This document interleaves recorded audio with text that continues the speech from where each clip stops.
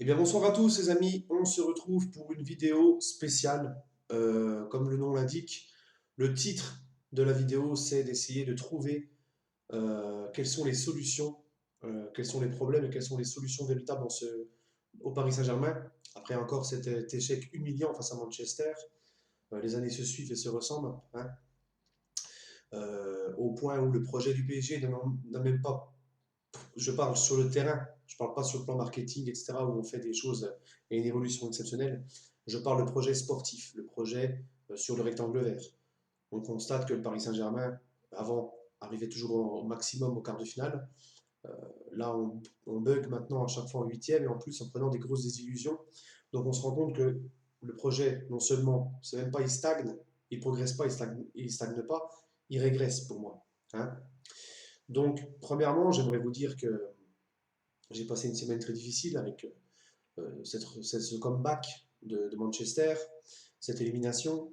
Euh, et ensuite, hein, les obsèques de mon grand-père hier. Donc ça a été une semaine très difficile. Mais je tenais à vous remercier de me suivre, de regarder mes vidéos, d'être avec moi, parce que ça me fait du bien de faire une petite vidéo là, hein. Ça me fait du bien de pouvoir parler du club malgré tout. Ça me permet un petit peu de me ressourcer un peu. Donc merci à vous de me suivre, de regarder mes vidéos. Et merci pour vos messages, hein, pour mon grand-père, vos messages de soutien aussi. Ne vous inquiétez pas, je ne vais pas arrêter ma chaîne comme je l'avais dit. C'était sur le coup, hein. Comme je vous l'ai dit, je ne vous laisserai pas tomber. Voilà. Vous êtes abonné à ma chaîne, vous êtes toujours là, je ne vous laisserai pas tomber. Bref, les amis, cette vidéo risque d'être un petit peu longue, donc si vous n'avez pas le temps, regardez-la en plusieurs fois, mais s'il vous plaît, essayez de la regarder jusqu'au bout parce que je veux votre avis et je pense que cette vidéo peut être assez bénéfique euh, pour tous les amoureux du PSG.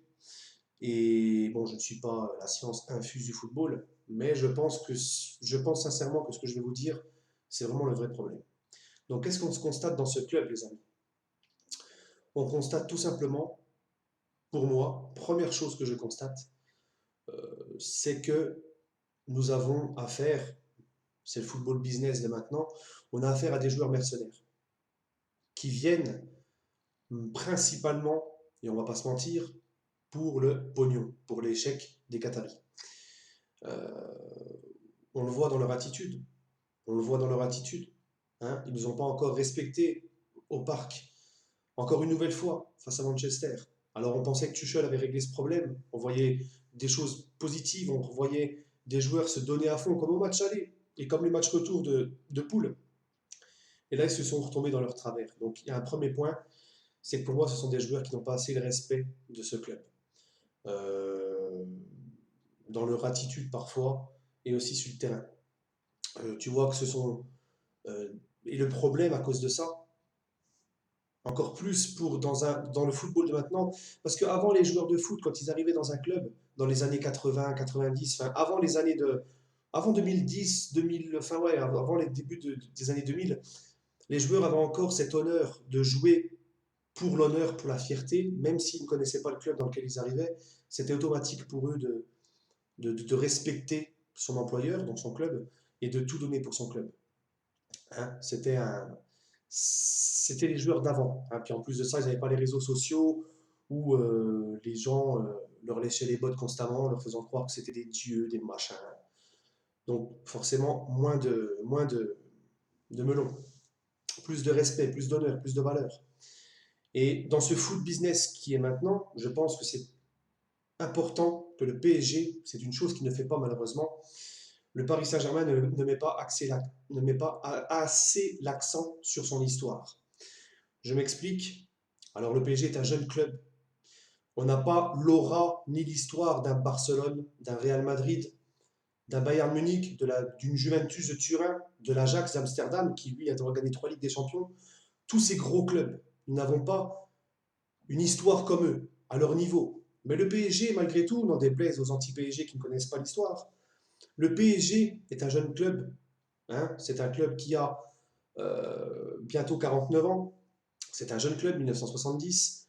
Le PSG a eu une très belle histoire européenne de 93 à 97, au point où en 97 ils étaient classés premier UEFA. hein, avec une demi-finale de Ligue des Champions, une finale perdue et une finale gagnée, donc une Coupe d'Europe en Coupe des Coupes, une finale perdue en Coupe des Coupes, et des demi-finales de Coupe UEFA. Voilà, tout ça entre 93 et 97. Donc le PSG a une histoire européenne, n'en déplaise au footix, hein, même si elle ne vaut pas l'histoire des clubs que j'ai cités précédemment. Voilà, parce que c'est des dinosaures, etc. Et pour ma part, le PSG n'a pas assez, les dirigeants qataris n'ont pas mis assez l'accent sur cette histoire. Tu as des mecs comme Zlatan Ibrahimovic qui vient, qui te dit le PSG n'était rien avant moi, le PSG n'avait pas d'histoire. C'est faux et c'est très grave qu'un joueur puisse parler comme ça. Un mec ne fera jamais ça dans les autres clubs que j'ai cités. Parce que des clubs comme le Barça, etc., sont des clubs qui ont un ADN. Ils ont tellement un passé fort et tellement, on va dire, si vous regardez l'organigramme des dirigeants du Barça, du Real, du Bayern, tout ça, que ce soit de leur équipe de jeunes, en coach de jeunes, ou dirigeants, ou conseillers du club, ou même représentants du club, ambassadeurs, tout ça, c'est en général beaucoup, beaucoup des anciennes gloires du club. Et ça, au PSG, on n'a pas tout ça. Hein. Alors, eux, ils le font alors qu'ils ont un passé exceptionnel. Leur réputation n'est plus à faire. Hein. Les mecs, quand ils viennent au Barça, au Real, au Bayern, c'est ancré en eux. Ils viennent, ils savent l'histoire exceptionnelle qu'il y a dans ces clubs-là. Ils se donnera à fond sur le terrain, hein, en général. Donc le PSG, qui a encore une moins forte histoire que ces clubs cités, que j'ai cités, devrait plus accentuer et imiter ces clubs-là. Et tant qu'on ne fera pas ça, on ne deviendra pas grand comme eux. Je prends l'exemple de Jérôme Roten à RMC, qui a très bien intervenu quand il a remis en place Patrice Evra et qu'il a dit que c'était inadmissible que le PSG euh, il a dit que c'était inadmissible que le Paris Saint-Germain invite des anciennes gloires de Manchester, donc Cantona, Evra, énormément, hein, beaucoup, Alex Ferguson, il y en avait beaucoup, hein, apparemment, beaucoup plus que les anciennes gloires du Paris Saint-Germain. Il n'y avait que Bernard Lama qui était invité. Donc là, déjà, il y a un problème, c'est pas normal. Tu ne valorises pas assez tes anciennes gloires. Les joueurs présents le voient et le ressentent. Où sont les mecs qui ont marqué l'histoire du club? Vous nous dites qu'il y a une histoire dans ce club. Où sont-ils? Hein? À Barcelone, Madrid, tu n'aurais jamais vu ça. Barcelone qui reçoit Manchester, on invite deux, trois gloires de Manchester, mais on invite surtout les anciennes gloires de. Regardez par exemple la photo Solskjaer après le match, Solskjaer, Ferguson et Cantona. Est-ce que quand le PSG fait des bons matchs, des gros matchs ou gagne des trucs, vous voyez ça hein, dans les couloirs des stades, que ce soit au parc ou à l'extérieur? Est-ce que vous voyez des anciennes gloires du PSG faire des photos comme ça ensemble? Non. Parce que le club ne les met pas en valeur, ces mecs-là. Et si tu veux faire sentir à tes joueurs actuels l'importance de ton histoire, l'importance de leur montrer que tu es quand même dans un grand club, que tu es dans un grand club, le meilleur club français pour moi, on a le meilleur palmarès, si on prend toutes les compétitions confondues, on est le seul club en France qui a 31 palmarès à son 31 lignes à son palmarès, 31 trophées. Hein. Donc si tu veux leur montrer ça, leur inculquer ça, parce que c'est important, et on n'y arrivera pas tant que ça ne sera pas fait, parce que les mecs, ils arrivent, ils croient qu'ils sont dans un club lambda, un club Afrique, et ils ne respectent pas l'histoire, parce qu'ils ne la connaissent pas, et on ne leur montre pas assez. Hein. Et tant que les joueurs, regardez, Amara Diané, c'est pas un joueur qui a marqué le PSG dans le sens positif, en gagnant des trophées, des machins, il n'était pas là pour les grandes épopées européennes, mais un mec comme Diané, il te sauve le PSG de la Ligue 2, grâce à son doublé, à Sochaux, où il s'arrache sur le premier but, quand il tacle, il s'arrache limite une jambe, le mec. Parce que ces mecs-là jouaient avec le cœur. Et Amara Diané, il a sauvé le PSG d'une catastrophe. Il y a beaucoup de bruits de couloir qui ont dit que si le PSG était descendu en Ligue 2 à ce moment-là, le club aurait pu être dissous. Les Qataris ne seraient jamais venus en plus. Donc, on doit énormément à ce mec. Le club doit énormément à ce mec. Est-ce que vous avez déjà vu un remerciement envers Amara Diané? Est-ce que vous avez déjà vu Amara Diané donner un coup d'envoi, ne serait-ce au Parc des Princes, etc. Non. Non. Je pense qu'il est important pour ce club de faire connaître son histoire aux mecs qui viennent, pour qu'ils aient l'ADN Paris Saint-Germain. Comme les mecs qui viennent au Barça, au Bayern, à la Juve, c'est structuré au niveau de... Voilà, ils arrivent, ils voient des anciennes gloires du club dans les tribunes, qui viennent aussi parfois dans les vestiaires leur parler, leur rappeler qu'il y a une histoire dans ce club. Hein. Imaginez, vous prenez Bernard Lama ou Youri Djorkaeff dans l'organigramme du club, vous leur donnez n'importe quel poste. Hein, conseiller du président, ils ont trouvé un poste bidon Pour Kluivert, directeur manager de football, ça n'existait encore pas, ça. Directeur du football. Faites-le avec les anciennes gloires du PSG. Si ça va pas, que les joueurs mouillent pas le maillot, des mecs comme Djorkaeff, comme Lama ou Rai, hein, ou Savet Susi, qui a une forte personnalité, qui a marqué l'histoire du club, qui est un ancien grand joueur du PSG, qui est connu, qui est respecté. Ces mecs-là, ils viennent dans le vestiaire, qui c'est qui va broncher? Djorkaeff, Lama, ils peuvent venir, bon, ils bombent le torse. Nous, on a gagné une Coupe d'Europe avec le PSG. Nous, on a été loin en Coupe d'Europe avec le PSG. On a une histoire, on a fait l'histoire européenne du PSG. Et on est champion du monde avec notre sélection nationale. Vous, il y a quoi? Vous êtes qui? Hein? Voilà, c'est ça. Et ça, c'est trop important. Et c'est même dès le centre de formation qu'il faut commencer à faire ça. Insister sur l'histoire du club. C'est trop important. Si on veut jouer dans la cour des grands, il faut le faire. Euh, comment? Et Roten, sur ce point-là, je le rejoins à 1000%. On ne met pas assez l'accent sur les anciennes gloires du club. Et il y a aussi, il faut que le PSG s'entoure de personnes influentes, importantes dans le football, qui ont le respect. Parce qu'on sait que les clubs, ces gros clubs que j'ai cités depuis le début de la vidéo, sont des clubs qui, qui ont au sein de leur organigramme sur le plan de la direction, des anciennes gloires, des anciens joueurs qui ont marqué l'histoire du football. Même s'ils n'ont pas marqué l'histoire du club, ils ont marqué l'histoire du football. Donc ils ont le respect. C'est pour ça aussi que ces clubs-là, c'est malheureux à dire, mais ne sont pas arbitrés comme les autres. D'accord? Regardez Bernard Tapie, qu'est-ce qu'il a dit? Il a dit, moi, qu'est-ce que j'ai fait? J'ai mis Franz Beckenbauer dans la direction du club. Franz Beckenbauer, il venait dans les vestiaires des arbitres, avant le match ou à la mi-temps quand ça allait pas. Les arbitres lui demandaient des autographes. Donc il y avait déjà le respect. Les mecs qui respectaient Beckenbauer, ils vont se dire, attends, ah, si on siffle contre son équipe, un penalty contre eux qui vont les éliminer et tout, attends, Beckenbauer, c'est quand même un mec important, faut qu'on fasse attention, il connaît l'UEFA, il connaît machin. C'est pas pareil. Il a raison sur ça, Bernard Tapie. Après, voilà, il y a toujours les soupçons de la corruption. Voilà, vous connaissez mon avis sur ça. Moi, je suis persuadé qu'il y a eu de plus que ça. Hein. On va pas revenir là-dessus, c'est pas le sujet de la vidéo. Mais il a quand même raison, Bernard Tapie, sur ça. Il a tout à fait raison. C'est pour ça, les amis, que je vous ai dit que Nasser Al-Khelaifi, moi, je le respecte. Il fait un travail exceptionnel sur l'expansion du club, sur les contrats de sponsoring, sur tout ce qu'il a apporté sur le plan marketing sur le PSG. Mais Nasser euh, est un génie dans ça. Mais Nasser est beaucoup occupé, il a d'autres occupations, et je pense qu'il est important pour lui. Moi, je veux absolument qu'il reste à Nasser Al-Khelaifi. Hein. Nasser doit, je pense, être épaulé et conseillé aussi par des mecs comme ça. C'est pour ça que je vous ai dit que c'est très important, et je serais très content, même si j'aime beaucoup Antero Henrique, que moi je ne suis pas un acharné contre lui.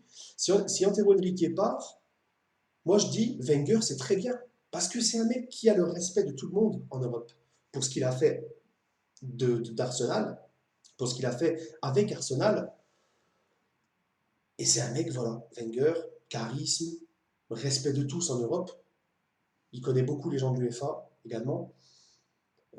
Wenger, il va arriver, ça ne sera pas la même chanson. On verra peut-être pas le PSG du même œil. Le fait que Nasser Al-Khelaifi est venu, il a été se mettre récemment, officiellement, il a été élu au sein de l'UEFA, ça c'est une très bonne chose aussi. Mais j'insiste encore, il faut mettre dans cette équipe du PSG. Alors il y a Papus, Camara et il y a Maxwell. Oui, c'est très bien.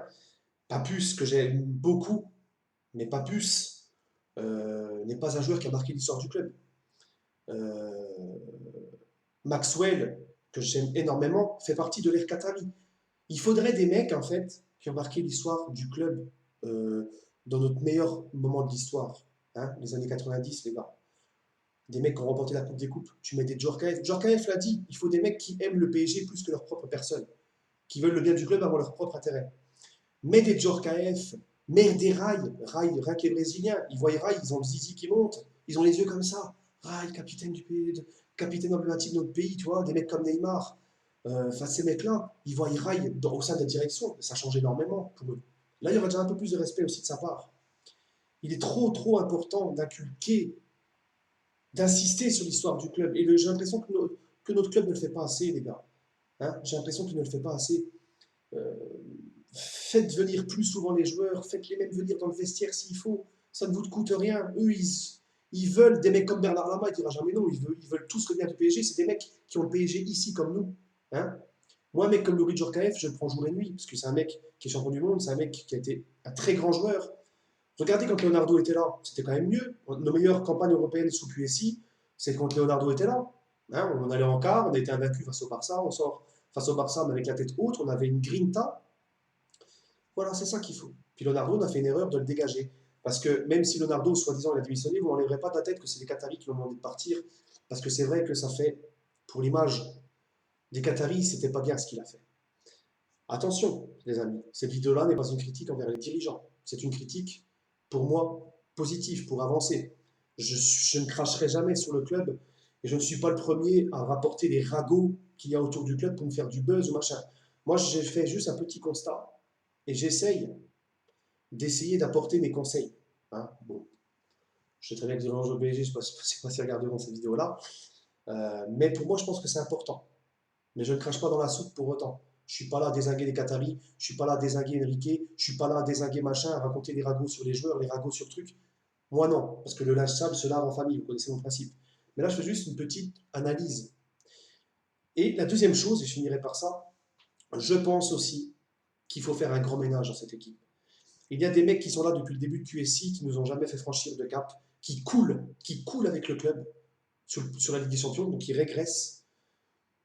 Il faut changer ça. Hein. Je suis désolé, Thiago Silva est excellent. Je pensais que Thiago Silva s'était un petit peu retrouvé, que Manchester il s'est effondré comme face à la remontada. Ça doit partir. Je suis désolé, les gars. Je suis désolé. Il faut changer des mecs comme Kurzawa. Vendez-moi ça. Des mecs qui n'avancent plus, qui ne progressent plus, des Daniel Alves, des Meunier. Vendez-moi ça. Il nous faut des mecs, prenez des chiens enragés, des mecs qui viennent pour la niaque. Hein, moi, je vais te chercher des De Ligt. Je vais te chercher même, pourquoi pas Manolas de l'AS Roma. Je vais te chercher Florenzi de l'AS Roma. Voilà des mecs. Parce que déjà en Italie, ils sont formés depuis le plus jeune âge à se donner comme des chiens sur un terrain. C'est une autre mentalité. Voilà, tu vas chercher des. Mais il y a certains joueurs, c'est plus possible. Il faut les vendre. Buffon, c'est pareil. Moi, je vais plus le prolonger. Buffon, il est très important dans le vestiaire. Mais on l'a vu, il n'a plus de réflexe. Ou alors tu peux le garder, mais par contre, là, tu le mets vraiment remplaçant. Voilà. Et tu vas chercher un haut black, par exemple. Voilà. Euh, Donc ça, c'est mon deuxième point. Et Thiago Silva, qui est excellent, pour moi, il est énorme, mais il est trop émotif. Il a peur, en fait, dans ses gros matchs. Rappelez-vous ce que je vous disais dans une vidéo de mon mercato idéal pour le PSG. J'avais dit qu'il faut le vendre parce que c'est des mecs qui sont là depuis le début, on n'a jamais progressé. Et Thiago Silva, la remontada, il a une part de responsabilité. Face à Manchester, le premier but, je suis désolé, la passe de Kerrer, il aurait pu l'anticiper, il s'est fait bouffer physiquement et de vitesse par Lukaku. Le deuxième but, Buffon relâche, Lukaku est tout seul, Thiago Silva n'est même pas au marquage. Ils ont, à la mi-temps, il y a une scène à la mi-temps où on voit que c'est les autres joueurs qui viennent consoler Thiago Silva. C'est pas lui qui les console.